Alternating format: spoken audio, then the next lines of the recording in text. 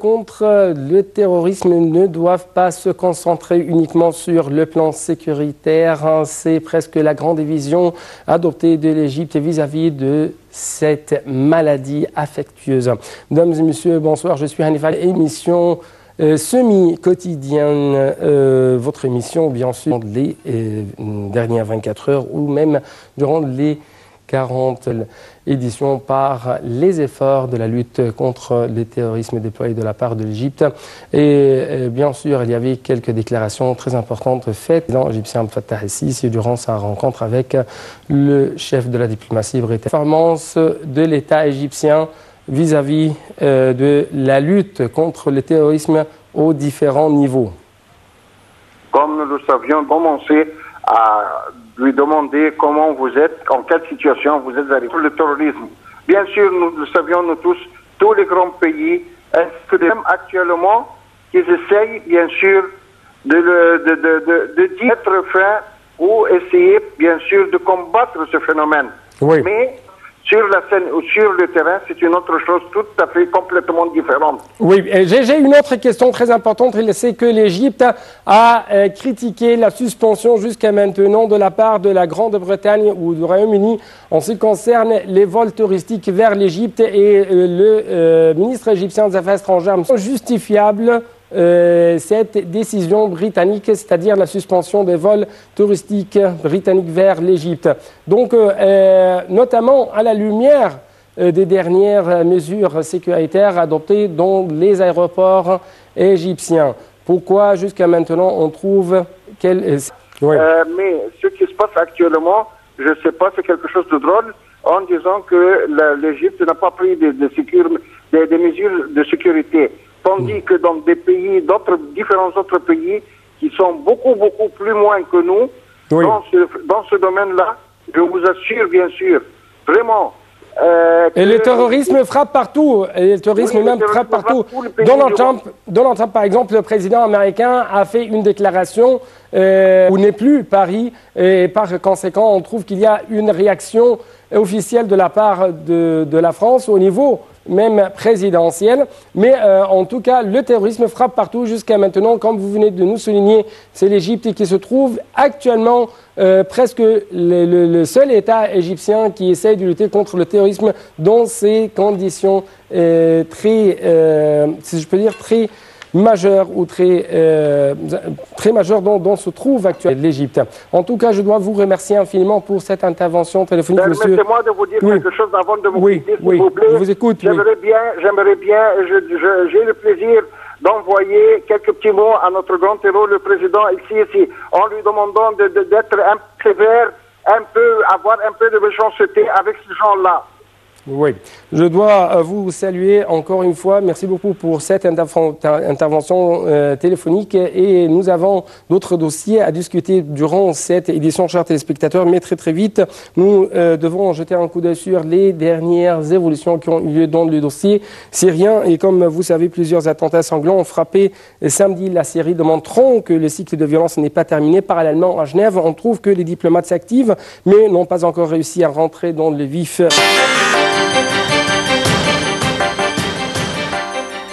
De difficiles discussions de paix à Genève. 2 attentats suicides ont frappé samedi 25 février des bâtiments de la sécurité dans la ville de Homs, contrôlée par le régime, faisant au moins 42 morts selon l'Observatoire syrien des droits de l'homme.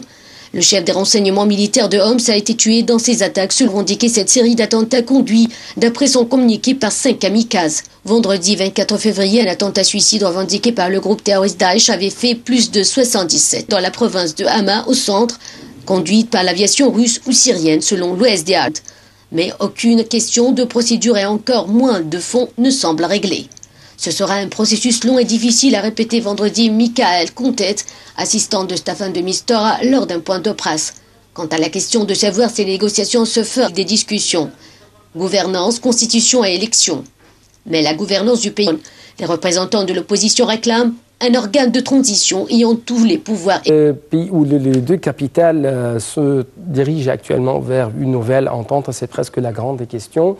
de ce dossier égyptien des affaires étrangères. M. Samah Choukri est arrivé aux États-Unis afin de préparer la prochaine visite du président égyptien Abdel Fattah el-Sisi. Donc les grands axes de cette importante visite, ça sera notre première partie de cette édition au cours de nos discussions. En tout cas, tout de suite, nous devrions jeter un coup d'œil sur les grands... Abdel Fattah el-Sisi a ainsi été le premier chef d'État à féliciter le nouveau président des États-Unis. Avant les élections, le président déclarait lors d'une interview à la chaîne américaine CNN « Je n'ai aucun doute qui sera un bon dirigeant ».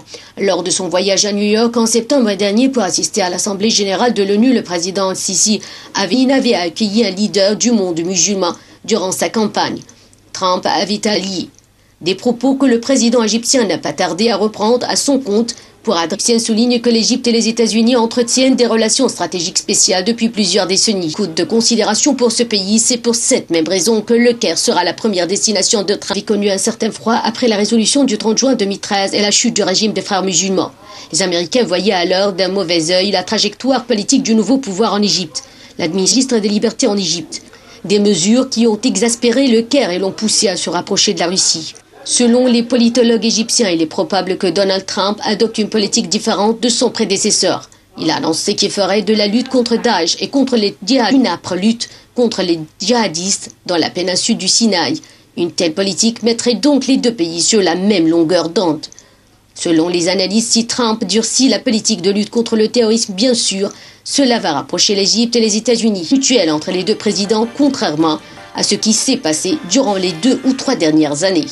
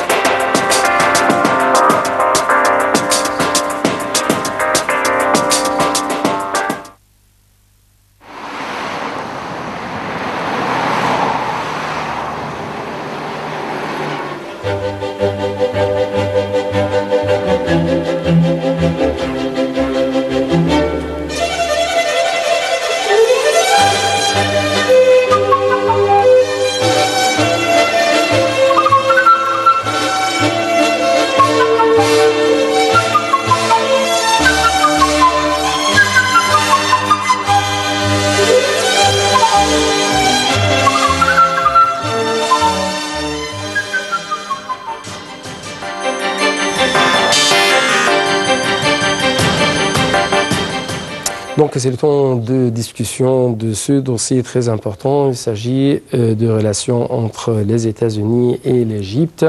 Et bien sûr, dans la prochaine période, il y aura une visite officielle qui est presque, ou qui est considérée comme la première visite officielle de la part d'un chef d'État égyptien aux États-Unis. Actuellement, M. Samah Choukri, le ministre égyptien des Affaires étrangères, a quitté l'Égypte pour arriver aux États-Unis. Et donc, les grands axes de cette visite officielle ou de ces relations entre les deux côtés, ce sera notre sujet à discuter aujourd'hui avec Dr Wael Fouad, notre analyste politique. Vous êtes toujours le bienvenu sur NAL TV International. Merci à vous. Merci beaucoup. Donc, ma première question, c'est l'importance de cette visite. Pour savoir ou bien pour mettre en relief cette importance, il faut se rappeler ce que Barack Obama a déjà dit à Moubarak. Vous devez quitter maintenant, c'est maintenant, now, c'est now, et c'est terminé. Oui. En ce temps-là, avant ce temps-là aussi, il y a eu des années que Moubarak n'a pas visité, au cours desquelles Moubarak n'a pas visité les États-Unis. Oui. La seule visite officielle était pour le président Obama, c'est pour présenter ses condoléances à Moubarak lors du décès de son petit enfant. Oui. Pour nous, il faut se rappeler que avant même les élections, Monsieur le Président Fattah Sisi a eu l'occasion de rencontrer Donald Trump et il a choisi de rencontrer premièrement Donald Trump puis Madame Clinton. C'est pour dire qu'il a remarqué quelques points communs. Il a senti que c'est une personne qui peut gagner facilement. Et c'est pour lui, ils ont dit qu'il y a une grande entente entre les deux personnalités. Oui. Alors que les deux entités sont de nature différente. Un homme de service d'intelligence, de l'autre côté, un homme d'affaires. Oui. Et donc ici, c'est la politique et l'économie ensemble. Oui. Donc, il faut dire aussi que Monsieur le Président américain a choisi de téléphoner notre président égyptien. C'est le premier appel téléphonique qu'il a fait. Oui. Donc, il a voulu souligner l'importance de l'Égypte. Il a voulu souligner l'importance d'une personnalité aussi importante que Monsieur le Président Fattah Sisi. Oui. Il a voulu dire que je suis pour l'Orient. Au cours même de sa campagne électorale, il a souligné qu'il y aura une possibilité de résoudre le problème palestinien, israélo-palestinien, c'est-à-dire deux États. Oui. Donc, c'est une affaire très importante pour nous, pour l'Égypte, c'est-à-dire que l'Égypte avait joué un rôle très important dans ce dossier et l'Égypte a préféré de continuer de jouer. Donc d'après votre vision, est-ce qu'il y aura plus d'entente entre les deux côtés, entre l'Égypte et les États-Unis dans la prochaine période, ou ça sera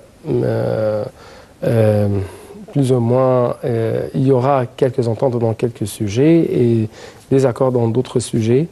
C'est possible de trouver des ententes et des échanges de points de vue. C'est-à-dire que le président Sisi a déclaré que je choisis de soutenir l'État syrien et le président, c'est-à-dire le processus démocratique en Syrie, alors que l'Arabie saoudite a dit M. Bachar doit quitter le pouvoir avant de discuter à n'importe quelle affaire. Et ceci a créé un très grand problème entre les deux États. Oui. Et on a discuté, est-ce qu'on ne doit pas avoir son propre point de vue, est-ce qu'on ne doit pas avoir sa propre vision, est-ce qu'on doit suivre l'Arabie saoudite pour quelque raison ou autre. Donc c'est la personnalité de M. Sisi. M. Sisi a déclaré que je suis là, c'est comme il a fait le 30 juin, je n'ai jamais demandé l'avis de personne, je n'ai pas échangé de point de vue avec les États-Unis pour dire je serai ici contre les frères musulmans. Donc c'est lui qui décide et c'est sa propre personnalité et il a voulu faire acquérir ou bien redonner à l'Égypte sa propre position C'est toujours à travers quelques déclarations très importantes de la part de Donald Trump à l'égard d'Abdel Fattah al-Sisi, le président égyptien, l'État égyptien. Toujours de bonnes déclarations. Mais est-ce que c'est le temps actuellement de savoir si ces déclarations vont être concrétisées sur le terrain ou non, ou il faut donner plus de temps? On préfère donner plus de temps parce que aussi M. Donald Trump n'est pas le politicien très expérimenté, mais il a une certaine vision pour le monde entier différente. Il a lancé des idées à discuter. Il a même demandé aux pays que les États-Unis sont en train de protéger, de changer la manière de traiter le dossier de protection. Ouais. C'est-à-dire qu'ils doivent payer l'argent nécessaire pour la protection. Ouais. Actuellement, permettez-moi de prendre cette petite intervention téléphonique de la part de l'ambassadeur Hassan Hariri, ex-ministre adjoint des Affaires étrangères, mais aussi c'est un expert dans le domaine de la diplomatie, dans le domaine de la politique. Vous êtes toujours le bienvenu. Et bonsoir, Monsieur Hassan Hariri. Bonsoir, monsieur. Oui, monsieur l'ambassadeur, actuellement, comment vous trouvez les priorités de l'État égyptien sur l'agenda de cette visite, de ces deux visites officielles de M. Samah Choukri et après cela, la visite officielle du président égyptien Fattah al-Sisi pour les États-Unis, ou aux États-Unis? La visite attendue de Monsieur le Président de la République à Washington sera une première depuis des années et des années. La dernière visite d'un chef d'État égyptien aux États-Unis remonte à 2004 et dans le cadre bilatéral des relations entre les deux pays. Ceci dit, l'ancien président Moubarak a participé dans le sommet sur le Moyen-Orient en septembre 2010 à la Maison-Blanche, qui a accompli qui comprenait la Jordanie, Israël, l'autorité palestinienne et les États-Unis. Oui. Mais ça, c'est une visite dans un cadre régional, dans un cadre lié directement à la recherche de paix entre les Israéliens et les Palestiniens. Alors, cette visite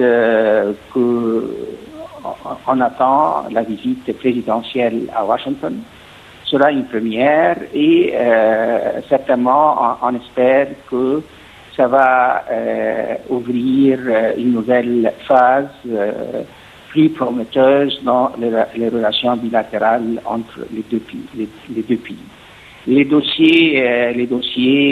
principaux dossiers dans les discussions seront certainement les relations bilatérales et plus particulièrement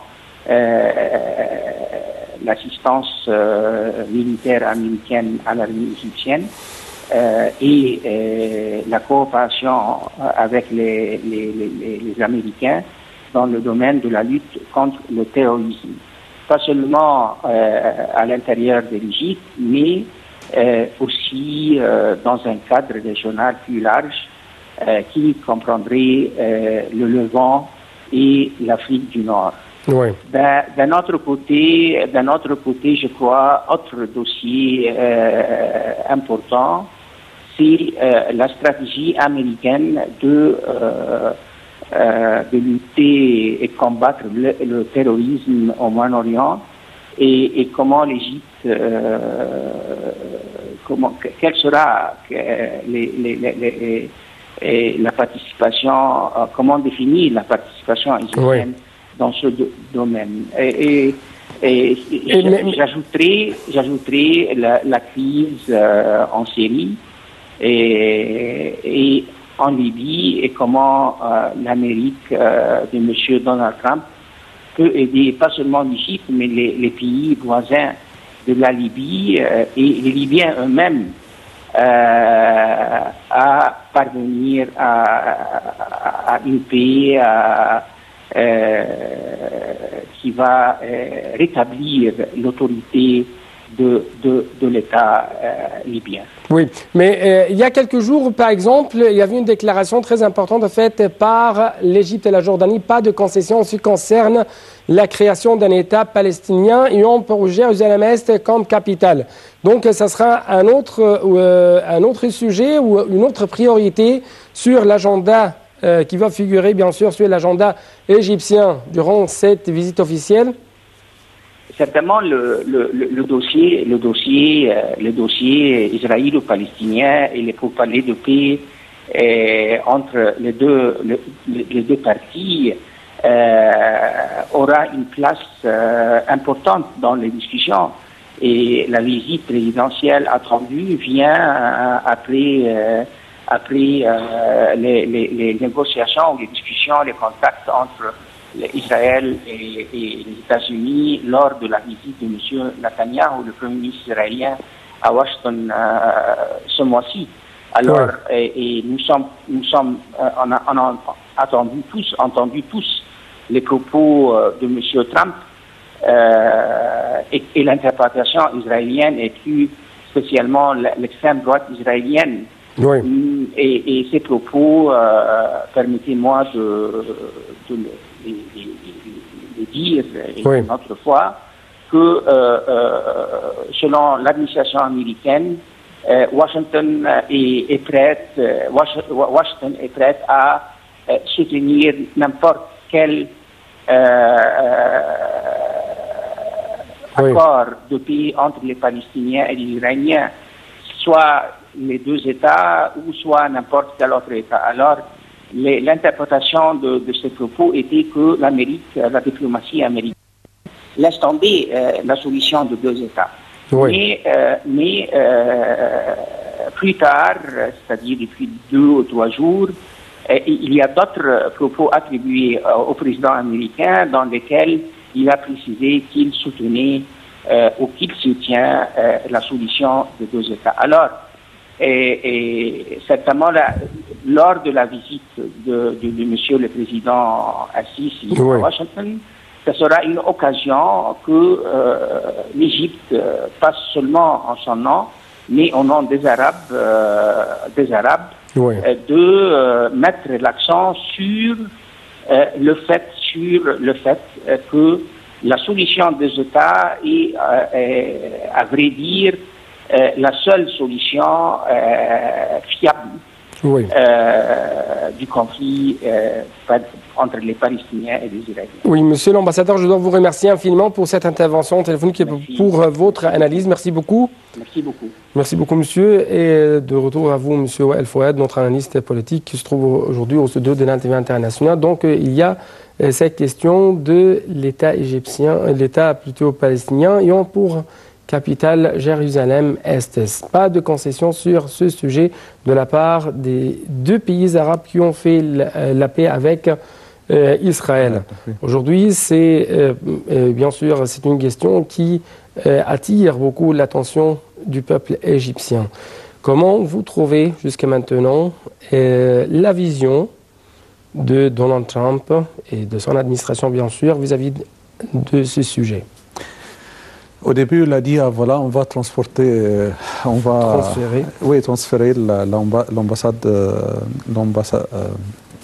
le bâtiment de l'ambassade juif en Jérusalem. Et il a dit, on a dit même en Égypte, on ne peut pas le faire, c'est refusé.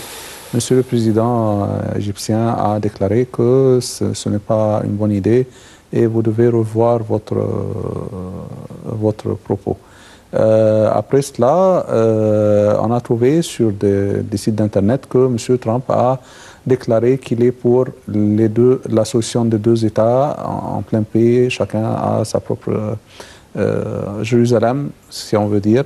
Et puis et c'est une bonne idée, mais on ne sait pas exactement quand le temps ou bien combien de temps on passera avant de concrétiser cette solution sur le terrain. Oui. Mais c'est une nouvelle idée, ce n'est pas une nouvelle idée, mais c'est une nouvelle déclaration et c'est très tôt pour un président qui vient d'arriver au siège. de dire, ah voilà, je suis pour la solution des deux États.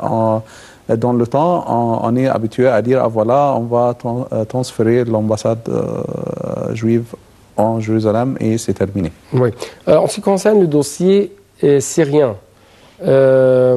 donc ça sera la fin de ces conflits intersyriens ou c'est plutôt plus de conflits, plus de litiges, plus de cycles de violence et ainsi de suite sous l'administration de Trump?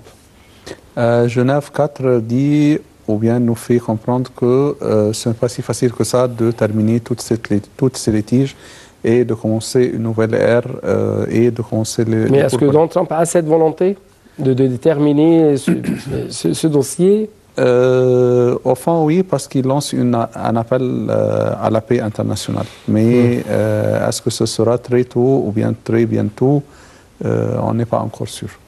Mais on peut souligner l'entente entre la Russie et les États-Unis au sujet de entre les deux grands pôles du monde, deux grandes puissances. Et c'est nouveau aussi. Oui, plus de rapprochement entre les États-Unis et l'Égypte sous l'administration de Donald Trump. Parce que ce rapprochement inquiète plus ou moins les Russes? Pas tout à fait, parce que aussi on s'inquiète un peu des mesures sécuritaires prises par la Russie concernant aussi les vols aériens pour l'Égypte. Et on dit pour quelle raison jusqu'à maintenant les vols sont suspendus. On a mis en place toutes les mesures sécuritaires demandées. Vous avez vérifié plusieurs fois. Vous avez même testé le système. Et on ne sait pas pour quelle raison jusqu'à maintenant on est un peu les vols aériens russes sont suspendus pour l'Égypte. Donc on a aussi nos propres inquiétudes et parce que le temps a passé, il y a maintenant à peu près plus que 14-15 mois, donc c'est assez long. Et si on compare cette même situation à ce qui s'est passé en Turquie, le massacre de l'ambassadeur russe là-bas, et aussi pour les autres pays européens, on n'a jamais dit pour la France, voilà, on suspend les vols russes pour la France ou bien pour la Grande-Bretagne ou bien pour Bruxelles, alors que Paris a été frappé par plusieurs actes terroristes. Et de l'autre côté, toujours, l'Égypte est en train de dire à tout le monde que j'ai mes propres choix et je profite de tout. Je noue des relations importantes avec tous les pays importants du monde, les 5 grandes puissances. On a reçu les Mistral de la France, on a reçu de l'Angleterre. Et puis la Russie nous a procuré plusieurs genres d'armes et d'avions militaires. Et donc, on est là pour jouer notre rôle de lutter contre le terrorisme à la place du monde entier. La Russie, jusqu'à maintenant, est en train de parler des constructions militaires, nucléaires, mais ça prend du temps et ce n'est pas assez aussi nécessaire que d'indemniser l'Égypte par les vols qui ont eu l'habitude d'aller de Russie en Égypte. Je dois reformuler ma question parce que il y avait quelques appels de la part de Donald Trump et de son administration en ce qui concerne le fait qu'il est important de constituer une sorte d'alliance sunnite à travers l'Égypte et l'Arabie saoudite pour contrecarrer plutôt cette influence chiite et l'expansion chiite de l'Iran. Donc l'Iran se trouve en tant qu'un allié très important pour les Russes. Donc comment vous comprendre cette équation, ce qui se passe actuellement au sein du Proche-Orient? L'Iran a pu construire son système nucléaire et c'est terminé. On ne peut pas jamais se retirer ou bien retourner en arrière. Oui. C'est une force économique, politique et pétrolière, une puissance indéniable dans le monde entier. Donc, c'est formé par les Russes. Et la magie s'est tournée contre le magicien. Oui. C'est-à-dire que la Russie ne peut pas facilement contrôler l'expansion chiite ou bien l'expansion de l'Iran dans le monde, au Moyen-Orient. Oui. Parce que aussi l'Iran joue un rôle très important dans les conflits qui ont eu en Afrique du Nord, et l'Iran est en train de travailler là-bas, oui, et de menacer aussi le passage de Mandab. Et l'Iran est en train de soutenir oui, le Yémen et d'autres pays. Oui, dernière question très rapidement. Actuellement, vol russe suspendu, vol britannique suspendu. Deux grands marchés de tourisme pour l'Égypte. À l'Égypte, presque de la part des États-Unis à l'Égypte, presque suspendu. Donc, tous ces pays disent que l'Égypte est un axe très important pour lutter contre le terrorisme. Mais pour lutter contre le terrorisme, il faut plus de financement, oui, il faut plus de coopération économique, il faut plus de croissance économique pour l'Égypte. Donc, ces grands pays vont faire quoi avec l'Égypte dans le domaine économique, très rapidement? Jusqu'à maintenant, ils parlent, ils ne font rien. Oui. Merci beaucoup, M. Wael Fouad, notre analyste politique, pour cette rencontre. C'était tout pour ce segment. Et actuellement, je dois vous laisser avec un reportage qui va jeter la lumière sur les dernières évolutions au sein de l'économie égyptienne. Et bien sûr, après ce reportage, nous allons recevoir quelques interventions téléphoniques afin de commenter un article ou un reportage qui circule actuellement sur l'Internet, en langue française bien sûr, en ce qui concerne pourquoi il y a une sorte de ralentissement du retour de l'investissement étranger vers l'Égypte. Donc Dalia Karam a plus d'explications sur les évolutions de l'économie égyptienne.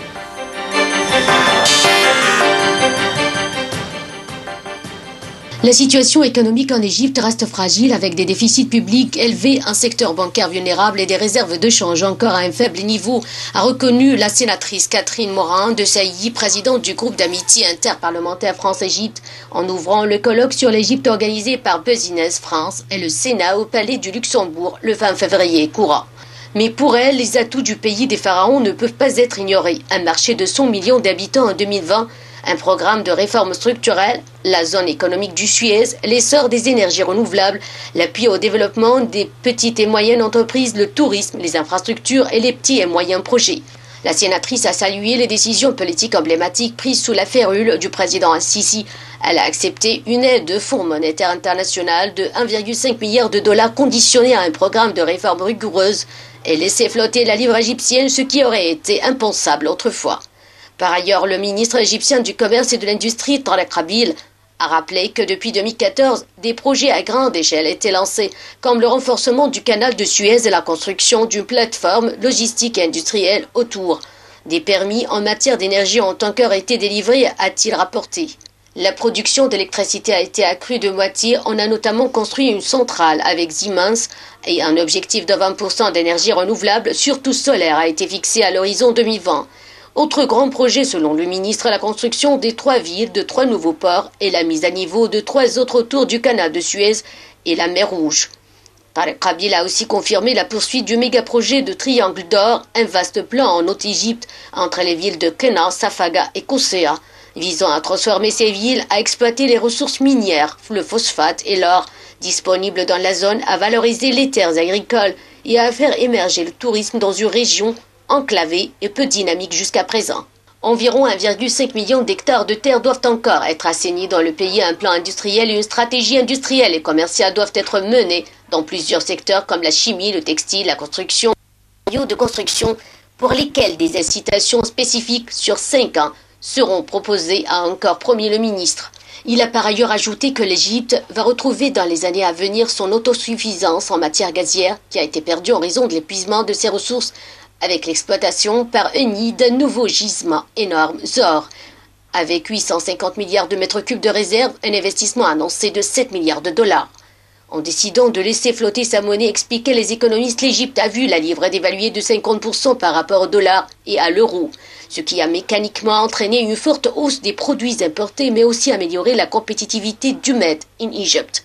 Pour les économistes, c'est un avantage pour produire sur place ou exporter en profitant des accords de libre-échange de l'Égypte en Afrique et au Proche-Orient.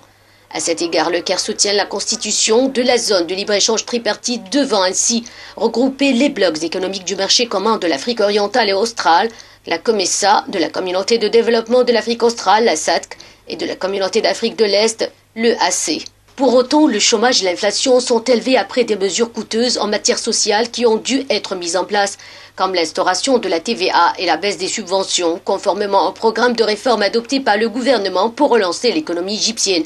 Il s'avère donc nécessaire que le gouvernement trouve rapidement des solutions optimales et établisse des filets sociaux pour protéger les quelques 50 millions d'Égyptiens qui auraient un niveau de vie inférieur ou égal au seuil de pauvreté.